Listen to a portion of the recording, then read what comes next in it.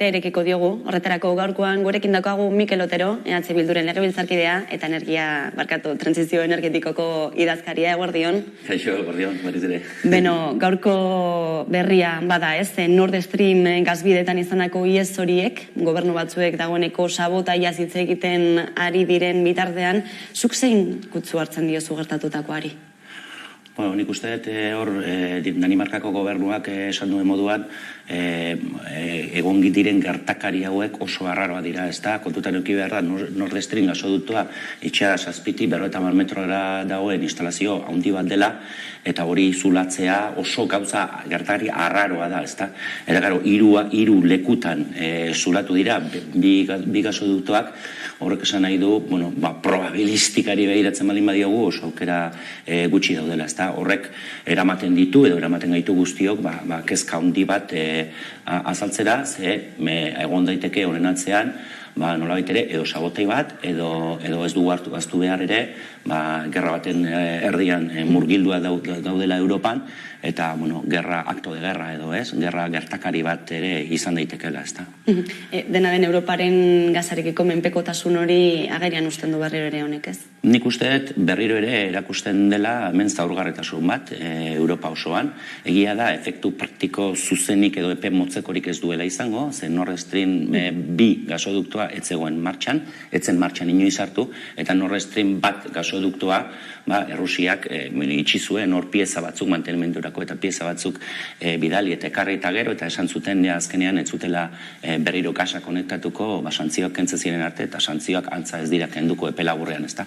Beraz, epe motzeko efekturik ez du izango, baino erakusten digu behin eta berriro nola Europa osoa 4-5 azpiegitura handien menpe dagoela eta batez ere kanpo baliabideen menpe dagoela. Horrek, beste osarketa batzuk ekarri behar dizkigu, ezta? Eta da, nolabait ere azelerazio bat eman behar dela,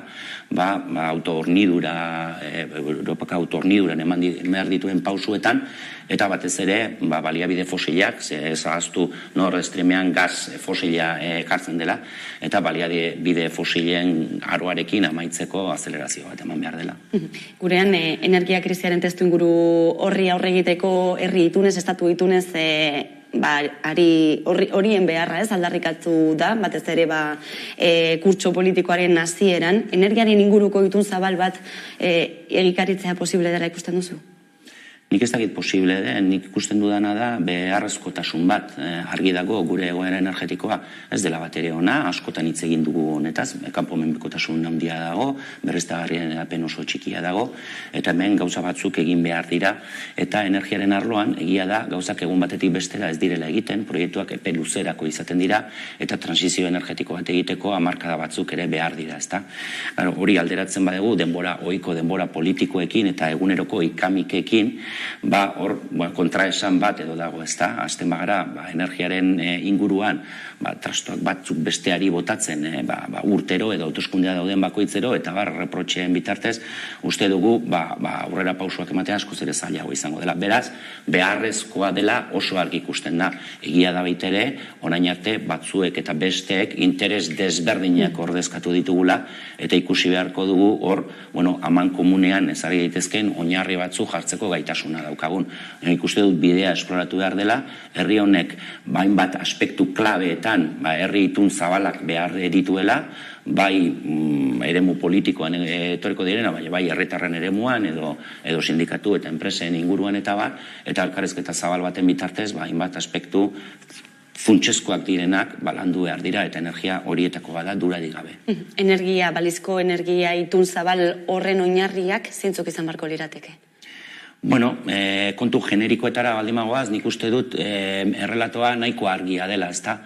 Alde batetik argi dagoena da kontsumoak murrizteko esfortzu berezia egin behar dugula, gaur egun ditugun kontsumoak mantentzeko etorkizunean arazo handiak egongo dira, beraz, kontsumoak murriztu behar dira.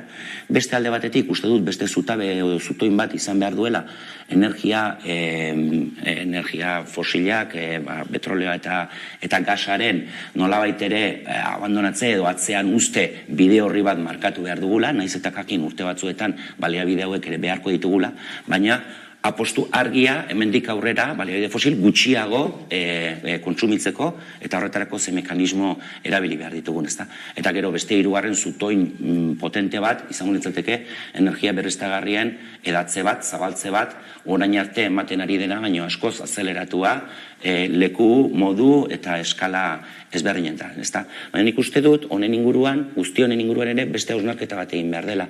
Ze 70.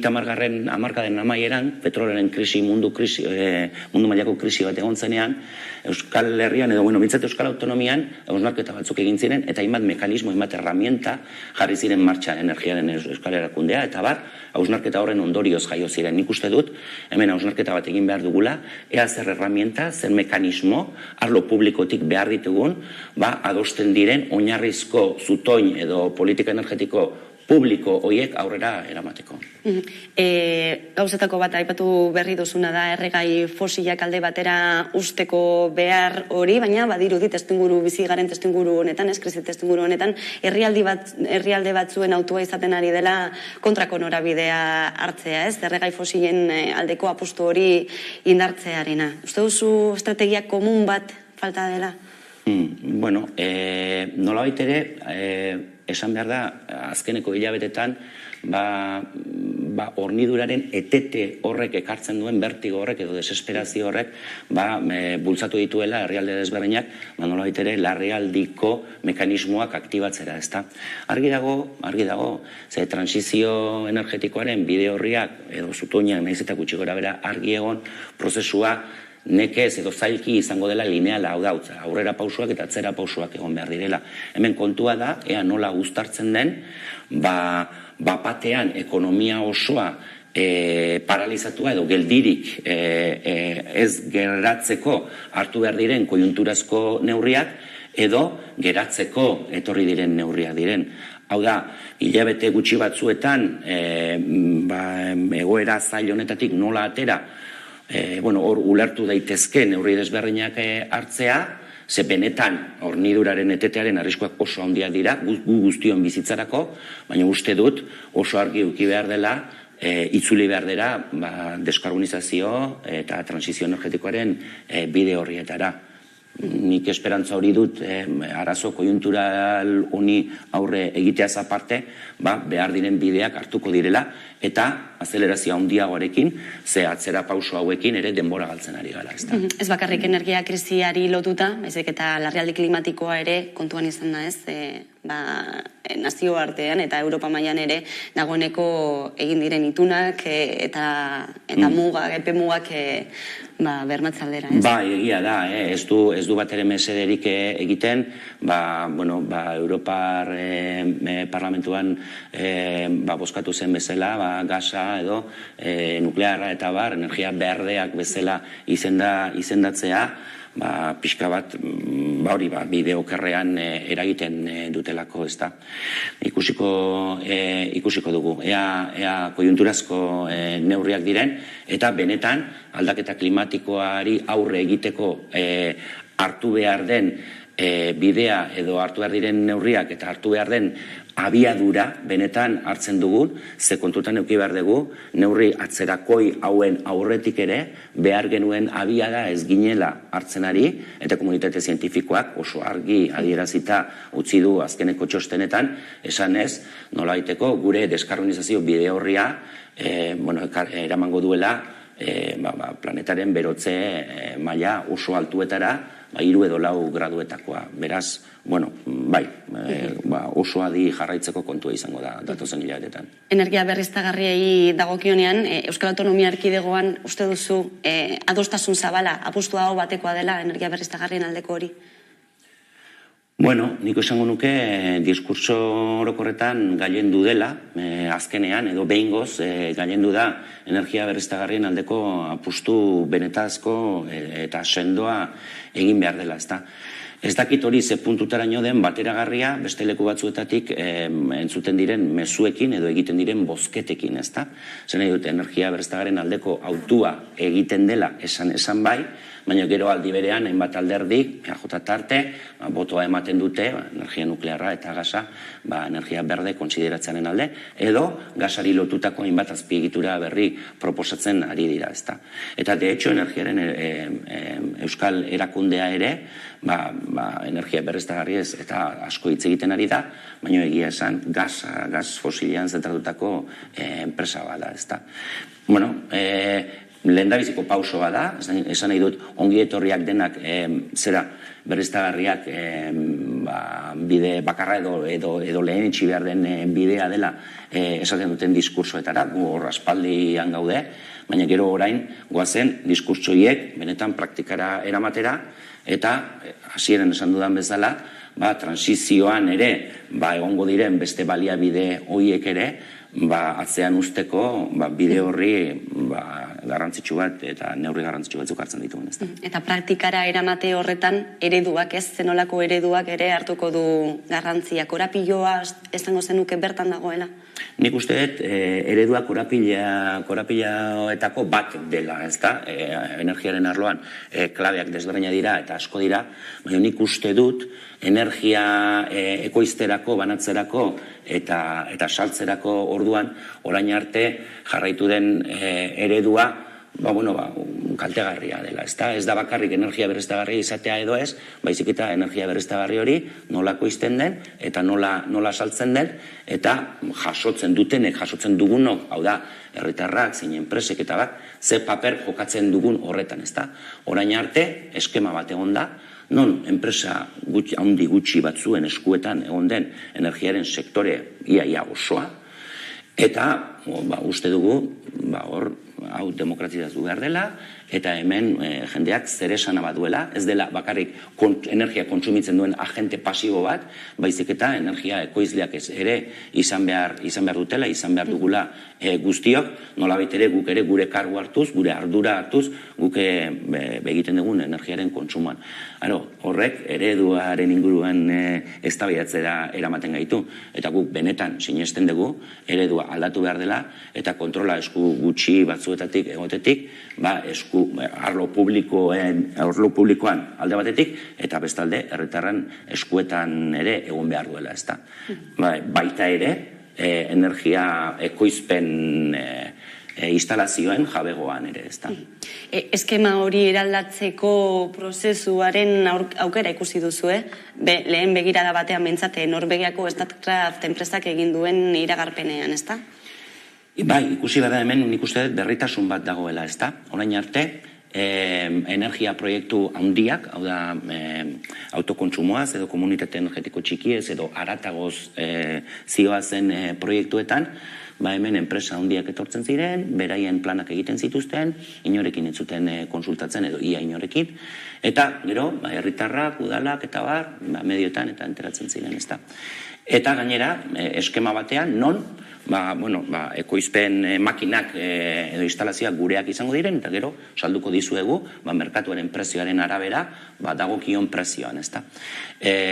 Uste dut, Norvegiarrek, momentuz, eta oraindik gauza asko egikaritzeko eta zehazteko naiz eta egon, orain arte, eraman duten bidea eta egin dituzten proposamenak bestelakoa direla, ezta? Alde batetik nola gerturatu diren, nola udaletxetara joan diren, nola prest dauden herrietako batzarretara joateko beraien proiektua azaltzera. Nik uste dut, albisterik edo noedarik garrantzitsuena dela, beraiek esaten dutela, bereik prest daudela, nolabait ere hemen parte hartze publiko eta herritarren parte hartzea, da parte hartze komunitario bat egon daitekela, bereik proposatu dituzten proiektu horietan, ezta. Hori bai dela nobedade bat, eta horrek bai eredua beste leku batetara eramaten duela, eta horregatik esaten dugu bide horrek esploratzea merezi duela, ezta. Gauza pauso asko emateke daude eta gauza asko zehazteke, baina bintzat hasiera ona izan dela. Dena den zalantza ere piztu daiteke, ezta? Zenolako interesak izan dezakeen Norvegiako enpresa batek gurera etortzeko parke eoliko horiek ezartzera? Interes enpresarialak ditu hori argi dago. Statkraft Norvegiar enpresa 100% kapital publikoa da, eta aterako dituen etekinak, nolabait ere Norvegiar estatuaren onurarako izango dira edo izan daitezke, ezta. Baina hori da gauza bat, eta bestea da proiektua nola egiten den edo nola egikaritzen den, ezta. Ze gauza bat da, Statkraft enpresa handi bezala, eolika eta fotovoltaika desarrolladore handia izan daitekela eta hor ezagutza bat izan dezakela, eta hor proiektuak egiterakoan beraik ere etekin bat izan dezaketela, eta gero beste gauza bat da proiektu hori, eta kasu honetan, ze leku desberdinetan proiektu desberdinak dituzte, baina gurean Euskal Herrian proiektu eolikoa dituzte, gero aerosorgailu eoliko horiek ea zer jabego izango duen eta norenak izango diren, eta ze prezioetan eskainiko den hortik ateratzen den energia, eta bar, ez da. Berein interesak izango dituzte, guk gureak ditugu. Hau da, herritar bezala interesatzaigu energiaren eskubidari sarbide arrazoizko prezio batzuetan izatea, eta interesatzen zaigu baita ere gure herritarrak, gure enpresa, gure udalak eta bar, energia ekoizpenaren inguruan eskua sartzea eta esku hartze bat izatea. Hori ahalbidetzen baldin bada, igual, interes horiek konvergentiak izan daitezke, ez da. Dena den dagoeneko ere enpresa pribatu batzuk gerturatu dira Statkraftera, proiektuan parte hartu nahi izan dutelako, esaterako Fagor, zer deritzozue? Bueno, nik uste dut, kasu honetan Fagorrek ere egin dituen adierazpenaren arabera, beraiek ere nolabait aukera bat ikusi dute, ezta? Kontutan hartu behar da, Euskal Herrian, industria asko dagoela, guztio dakingun bezala, eta industriaren zati handi batek energia kontsumo oso altuak dituela, ezta? Energiaren prezioak zeruan dauden testuinguru honetan, enpresa horien etorkizuna edo viabilidadea edo inkluso zalantzan dago, eta horrek arriskuan jartzen ditu, ez bakarrik enpresa, baizik enpresako langileak, eta kasu honetan Fagorren edo Mondragon korporazioaren kasuan, kooperatibista guztiak arriskuan jartzen ditu, ezta. Horrek hausnarketa bat egitera eramaten ditu, eta da, hemen aukera bat baldin badago ekoizpenean eskua sartzeko, hau da, energiaren arloan, edo gero gu kontsumituko dugun energia, horren jabe izatea, horrek esan nahi du, gero energia ere beste prezio batzuetan lortu ahal izango dutela dugula, eta horrek ere lehiakortasunean eta enpresaren bizirauteko aukeretan oso kontu positiboa suposatu dezakela, ezta. Beraz, nik uste dut interesgarria dela, baita ere, Euskal Industria, Euskal Enpresa eta kasu honetan Fagor, energia ekoizpenean, gainera energia berriztagarrien ekoizpenean, horren interesatua azaltzea, ezta. Gutxinaka informazio gehiago jasotzen ari gara proiektu honen inguruan, eta Statkraftek proposatzen dituen errotak jakin izan dugu gaur egun ikusten dituguna, baina 2 edo 3 aldiz handiagoak izango direla, 200 metro ingurukoak. Albo kalte naturalei dagokionean, zer deritzozu honekin? Abantaila izango da, ala kontrakoa? Hemen kontu batzuk, ez da, esan da hitz egin da tamainaren inguruan. Statkraftek orain arte nidakidanez esan duena da, beraik egiten dutela proiekzioa makina merkatuan edo dauden makina handienekin, 6,6 megabatio ingurukoak, gero ikusiko da, ea makina horiek edo pixka bat txikiagoak edo diren. Esan da baita ere, 200 metroko makinak izango direla, hirukoitza edo, esan nahi dut, Badaian jarri ziren azkenetakoak, 120 metroko altuera dela, beraz, ez da 2 aldiz, baizik bat eta piko, baina, detaile bat da, ez da hori importanteena.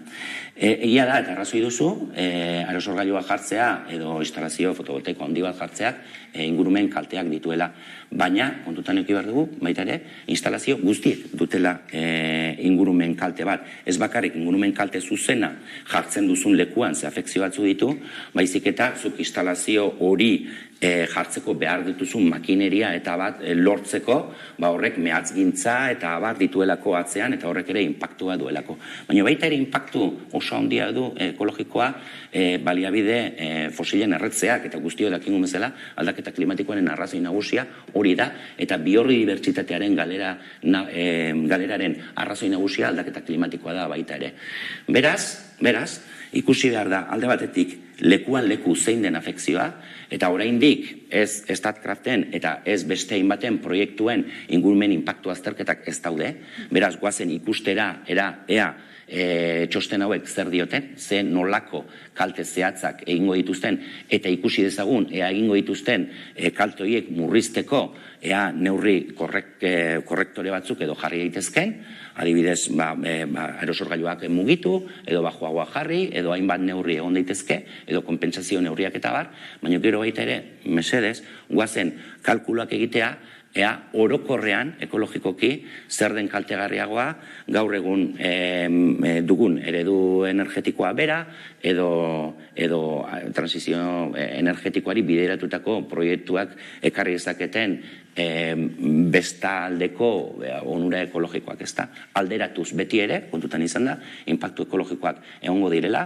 eta energia orain arte ohituta gaude kanpotik ekarri, beraz kanpoan eragin ekologikoak egitea, eta etorkizunean energia gertutik gertura lortu beharko dugunez, energia iturri horiek eskuratzeko instalatu behar diren makinak eta abar egingo dituzten inpaktuak gure etxetatik gertuago egongo dira. Baina hori etorkizunean horrela izango dela esango nuke, edozein dela ere garapenerako aukeratzen ditugun ereduak eta tamainak. Eta energia berriztagarriez hitz egiten ari garela beste gakoetako bat edo beste kontuetako bat ere azpimargarria dena, ez? Edo galdera nagusienetako bat, ez? Ordezkatuko aldute erregai fosilen energia guzti hori, energia berriztagarriak? Ez, nik esango nuke ez, edo bintzat nik orain arte, eta azkeneko 10 urtetan uste dut jarraipen nahiko estua egin dudala honen inguruan dagoen literatura zientifiko guztiari, eta hor abaniko badago, espektatiba desberdina daude, nik uste dut energia fosilek azkeneko 100 urtetan eman diguten energia kopuruak eta energia itzulera tasak eta errendimendu energetikoa ordezkatzeko gaitasunik ez dutela izango energia berriztagarriak. Beraz, horrek ondorio oso handiak ditu, esan nahi dut, argi dago baliabide fosilak atzera utzi behar direla aldaketa klimatikoa eragiten dutelako alde batetik eta beste aldetik baliabide finituak direlako eta noizbait bukatuko direlako. Hori argi izanik, kontu eduki behar dugu, etorkizunean gure mundua eta gure energia eta ekoizpen sistema energia berriztagarrietatik etorriko dela, baina askoz ere prestazio gutxiagokoa izango dela. Horretarako prestatu beharra daukagu, eta horregatik energia berriztagarrien edapenaz hitz egiten dugun bitartean, eta hitz egin behar dugu, eta edapen hori egin behar da, energia kontsumoen murrizketa handi batei buruz hitz egin behar dugu. Nolabait ere, etorkizunean gure metabolismo sozial eta ekonomikoa materialki eta energetikoki murriztu beharko da, desazkunde bat etorri beharko du, eremu hauetan, baina noraino iritsiko garen, hori oraindik ikusteke dago, ezta? Hemen hainbat efizientzia irabazi egon daitezke, baina, erdia, gaur egun dugun energia kopuruaren erdia baldin badaukagu, 2050 urtean ere, kopuru erdi hori ere lortu beharko da, eta energia berriztagarrien bitartez egin beharko da. Eta gaur egun, kontsumitzen dugun energiaren erdia, energia berriztagarriekin lortzeko, energia berriztagarri asko instalatu behar da. Asko. Azken galdera ere, izan ere badakigu, baina eta berriro errepikatzen ari zaizkigu, negu gogorra datorrela, energiaren alorritik, pobrezia energetikoa areagotuko dela, besteak beste, eta bien bitartean Eusko Jaurlaritzak energia kontingentzia plana balantzen ari da, besteak beste fiskalitatea ere berrikusten, horren aldekoak zarete izterga jaitzi erakastotzen ari delako Eusko Jaurlaritza? Nik uste dut, hemen arazo badagoela, ezta? Esan nahi dut, inflazioari lotuta etorri diren dirubilketaren igoera hoien inguruan korrekzio bat egin nahi balin bada, deflaktazio baten bitartez, egin daiteke, baina beti ere kontutan hartzen baldin badegu deflaktazio hori modu progresiboan egiten dela. Hau da, renta, edo ez du importa zer renta duzun berdina, osea, portzentei berdina jaitsiko dizut, azkenean hori neurri erregresioa da, eta azkenean diru gehien zeukana, diru gehiago aurreztuko du ogasunaren aurrean, eta hori erregresiboa da, ezta. Uste dut, hemen, reforma fiskal sakon bat inguruan hitz egin behar dela, urteak daramatzagoia meloi hori ireki behar dela, eta nolabait ere, orain, deflaktazioaren partxe honekin behin-behineko neurri bat edo soluzio bat jarri nahi baldin bada, gutxienez hori modu erregresiboan egitea eta osea modu progresibo bat egitea hori gehien dutenak neurri hauetatik onura gehienez izateko, ez da, baizik aldiz gutxiago dutenak, ez da. Uste dut fiskalitatearekin hori, eztabaida oso handi bat dugula pendiente, eta energiari lotuta, uste dut baita ere, fiskalitate berdearen inguruan hainbat neurri hartu beharko genituzkela, beste leku batzuetan hartzen ari diren bezala, CO2 isuriekiko zergapetze batzuk ekarriz, eta baina hori garatzeko luze egongo ditzei guke. Beste egun batean helduko diogu gai horri. Mikel Otero, eskerrik asko beste behin, Hamaika Telebistan izateagatik. Bilduko legebiltzarkidea eta trantsizio energetikoko idazkaria. Nahi ezen arte. Hurrengo arte. Eta